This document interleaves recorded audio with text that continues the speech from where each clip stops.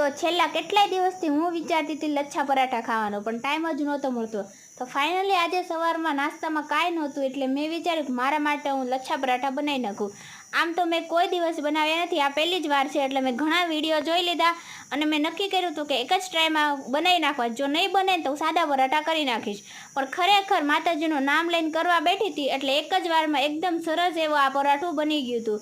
આમ તો આના માટે મેં કેટલા બધા વિડીયો જોયા અને બધા એવું કહેતા હતા કે પહેલી વારમાં તો નહીં સારા બને, એટલે તમારે નિરાશ નહીં થવાનું. પણ મેં તો નક્કી જ કર્યું હતું કે પહેલી વારમાં જ બનાવવાના છે, એટલા માટે.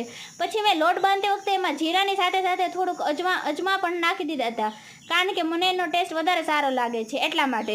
અને મેં તો ખાલી 2 જ પરાઠાનો લોટ બાંધ્યો હતો, કારણ કે મને એમ કે નહીં સારા બને તો સાદા પરાઠા કરી નાખીશ અને પછી ખોટો લોટ પડ્યો રહેશે, એની કરતાં ઓછો સારો.